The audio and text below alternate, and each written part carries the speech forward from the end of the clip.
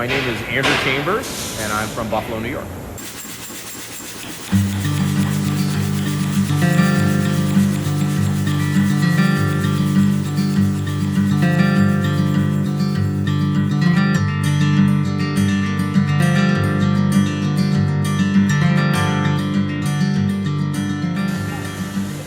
I started out as a welder when I was a teenager.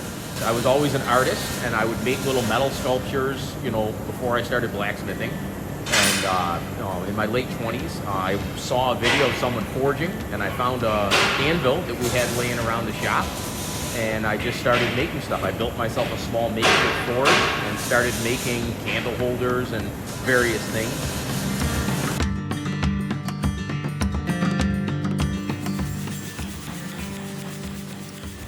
The name of my company is ArcIron Creations, and I started 20 years ago making handmade metal products.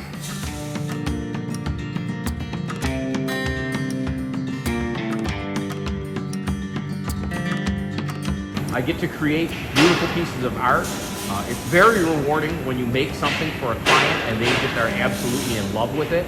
Depending on what the project is, if it's a custom design for a customer, I will meet with them and talk about what it is they're looking for. We'll throw some ideas around, and usually I sit down at my drawing table, and it starts with whatever comes out of my mind. Starts with one line and goes from there.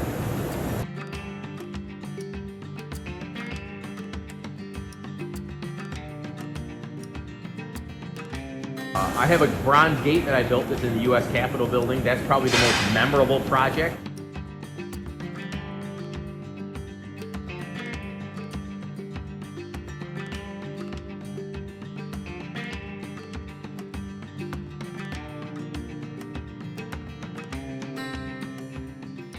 So I start out with raw materials. The stem is made from 3/4 inch round stock, and the first thing I did is I fullered it with a butcher to separate what was going to become the inside of the flower. And then the stem part, then I heated the stem up and I ran it through a series of dies that I made for my power hammer, fullering dies that bring it down from 3/4 inch to 5/16.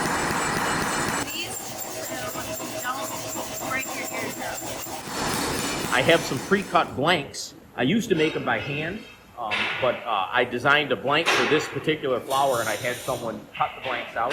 I cut a line down with a cold chisel that I have in my fly press. Then I texture the petals of the flower in my power hammer.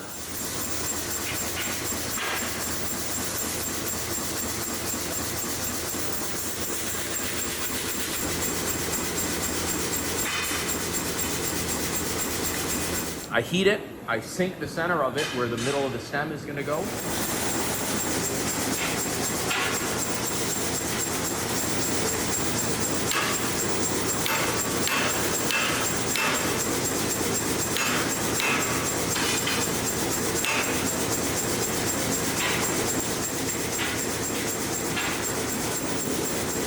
I roll the petals back.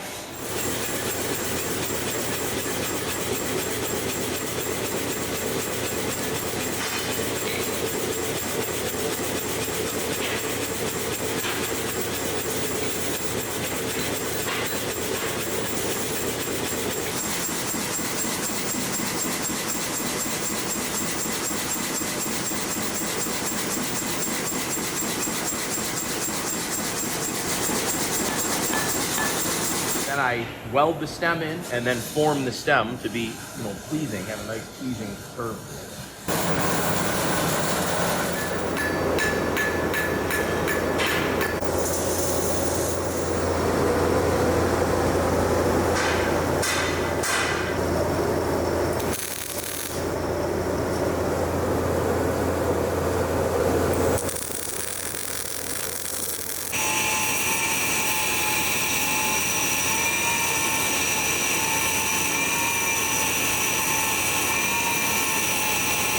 To get very good at swinging a hammer.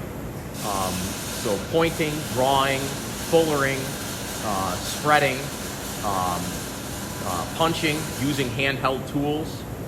I spent a lot of time standing at the anvil swinging a hammer at the very beginning. and then you progress to having some power tools that help you out. But those are some of the techniques that should be mastered.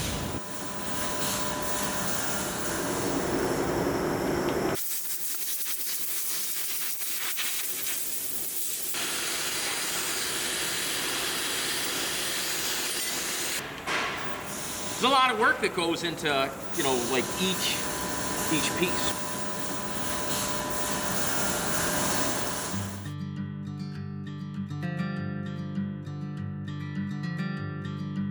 It's gained a lot of people. It's got a lot of interest. You know, there's been shows on TV like Forged in Fire that's picked a lot of interest up in it. A lot of people that watch that, they want to make knives. You know, that's not really something that interests me. I like to make what I refer to as functional artwork. You know, furniture that's beautiful.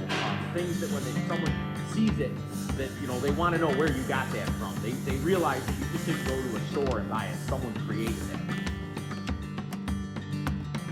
You know, it is a very physical job. You know, mentally it's draining. Anytime you do any kind of a creative project, I find, especially the real large ones, it's like giving it a piece of your soul. When you get to the end of it, you know, it really takes a part of you, and it wears you down. But you know, that finished product is like, it's great to you know, come to the end of it and see what you create.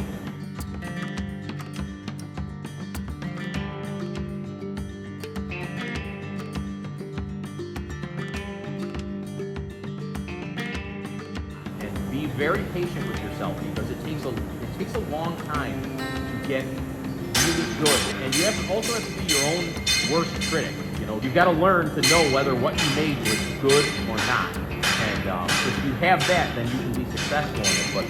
But practice a lot. Get an anvil and practice swinging a hammer. Make the same thing over and over and over again.